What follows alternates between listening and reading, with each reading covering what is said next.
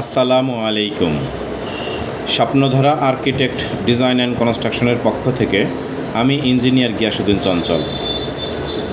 যারা দেশে এবং প্রবাসে আছেন সবাইকে জানাই শুভেচ্ছা ও অভিনন্দন। আমাদের এটি হচ্ছে মেহেরপুর জেলার সদরেই আমাদের একটি প্রজেক্ট। আজকে আমাদের এখানে প্রথম তলার যে গ্রাউন্ড ফ্লোরের ছাদ কাস্টিংটা হয়েছে, সেটাই নিয়ে একটু কথা বলতে চাচ্ছি আর কি। এটা হচ্ছে পাঁচতলা ফাউন্ডেশন।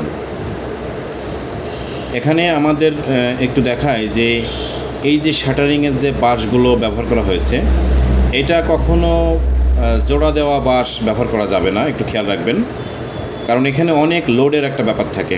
তারপরেও একটা জিনিস একটু বলি, এই যে প্রতিটা বাঁশের নিচেই ইট দেওয়া আসলে এটা ঠিক না, তবুও অনেক ক্ষেত্রে দিতে হয় যে বাঁশ বা আমাদের ফ্লোর হাইটটা একটু বেশি হলে সব বাঁশগুলো হয়তো একই সাইজের পাওয়া যায় না, সেই ক্ষেত্রে বাধ্য হয়ে বলতে পারেন যে একটু দিতে হয় আর কি। তবে না দেওয়াটাই ভালো, চেষ্টা করবেন যে যেন না দেওয়া, এবং যদি দিতেই হয় তাহলে যেন বাঁশটা যেন সোজা থাকে, কখনও যেন বাঁশ কার্ভ করা যাবে না, মানে সোজা থাকে, খেয়াল করবেন।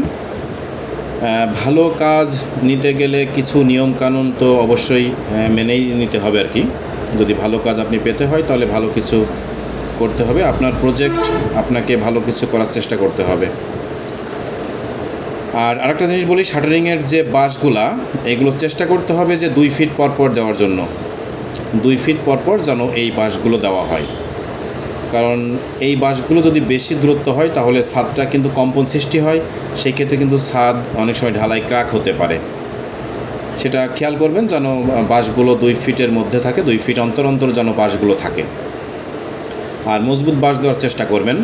আমরা এখন দেখেন এই স্ল্যাবটা আমরা কাস্টিং করেছি, এটা সম্পূর্ণ ছাদেই কিন্তু আমরা ভাইব্রেটর মেরেছি, এবং ফিনিশিং করার জন্য কিন্তু পাট্টা দিয়ে মানে করে দিয়েছি। তবে এটা কাঁচা থাকতেই করতে হবে, শুকিয়ে গেলে কিন্তু পাটটা কখনোই আর মারবেন না। যথেষ্ট পরিমাণ সুন্দর দেখেন আমাদের ছাদটা কাস্টিং হয়েছে। এখানে একটু দেখাই যে আমাদের এখানে যে কাজটা হয়েছে, কিছু ছোট কিছু ভুল ছিল, এটা আমরা সমাধান করেছি। এখানে 2টা সিঁড়ির যে জয়েন্ট মানে ল্যান্ডিং স্পেস, এখানে এই যে বাইন্ডারটা দেখতে পাচ্ছেন, যে বাইন্ডারটা বাঁধা হচ্ছে, এই বাইন্ডারটা কিন্তু ল্যান্ডিংয়ের একদম এই মাথা থেকে ওই মাথায় কিন্তু রডগুলো কন্টিনিউ থাকবে। সেই ক্ষেত্রে 2টা রডকে কাটিং করে দেওয়া হয়েছে, মুখে 2-1টা রড আর কি। তা সেখানে আমরা বলার পরে এখানে মিস্ত্রি সাহেব আসলে এখানে সেই ল্যাপিং দিয়ে সেটাকে ঠিক করছে আর কি। এইটা একটু খেয়াল করবেন, কারণ 2টা ল্যান্ডিং 2টা সিঁড়ির যে 2টা সিঁড়ির যে জায়গা, যে ক্রসিং সেকশন, সেখানে যে গ্যাপটা আছে সেখানেই কিন্তু একটা গ্যাপ ছিল, সেটা সমাধান করে দিয়েছে আর কি, কিছু ল্যাপিং দিয়ে, দেখতে পারলেন। এখন আমরা দেখি যে এখানে একটা কলাম একটু দেখায়, যে আপনাদের এখানে যে কলামটা আমরা একটু দেখাবো। এখানে কিন্তু ওই ছাদের সমানে একটা রিং কিন্তু দেওয়া আছে, মানে রডের রিং, উপরে কিন্তু একটা রিং দিতে হবে। এই যে উপরে যেখানে দেখতে পাচ্ছেন সেই উপরে একটা রিং কিন্তু বেঁধে দিতে হবে, তাহলে এই যে গ্যাপগুলো দেখছেন একটু কম বেশি হয়েছে, এই কম বেশিটা কিন্তু হবে না, উপরে একটা রিং বাঁধতে হবে। মিস্ত্রি সাহেবরা রিংটা বাঁধে নাই, রিংটা বেঁধে দেবেন আপনারা যখন কাস্টিং করবেন। মিস্ত্রি সাহেবদেরকে অবশ্যই বলবেন যে এটা রিংটা যেন বেঁধে দেওয়া হয়। ছোটো কিছু ভুল ভ্রান্তি থাকলে সেটা একটু সমাধান করে নেওয়ার চেষ্টা করবেন, তাহলে আপনি একটা ভালো কাজ কিন্তু আপনি পাবেন।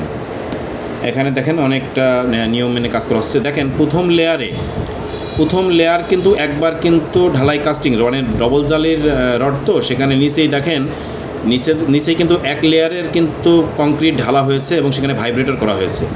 তারপরে কিন্তু দ্বিতীয় লেয়ারের কিন্তু ঢালাইটা হচ্ছে, কারণ ডবল জালি যখন থাকবে ছাদে, নিচের জালিতে কিন্তু কংক্রিট যাইতে যাবে না, সেই ক্ষেত্রে ভাইব্রেটর দিয়ে প্রথম জালিটাকে কিন্তু আগে কংক্রিট করতে হবে, তারপরে আপনাকে দ্বিতীয় লেয়ার করতে হবে, তাহলে সম্পূর্ণ কংক্রিট এবং সম্পূর্ণ ছাদটা খুব সুন্দরভাবে হবে।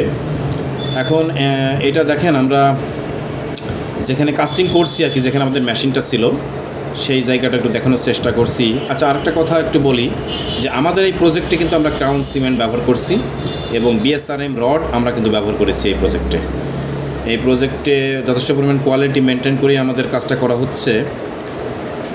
আমাদের এখানে আরেকটা জিনিস বলি, যে এখানে যে ঢালাই গাড়ি বা ঢালাই কংক্রিট মিক্সার মেশিনটা, আমাদের কাজ প্রায় শেষ, এখন স্টিয়ারের লাস্ট ফিনিশিং কাজটা চলছে আর কি। এখানে দেখেন এই খোয়া যেটা আপনার খোয়া ভাঙার পরে যেদিন কাস্টিং হবে তার আগের দিন কিন্তু ভিজিয়ে রাখবেন। আপনি খোয়া কিন্তু ভিজিয়ে রাখতে হবে। এইটা বালু, এটা পঞ্চগড় এবং একসাথে মিক্সড করে ব্যবহার করা হয়েছে। ধন্যবাদ, সবাই ভালো থাকবেন।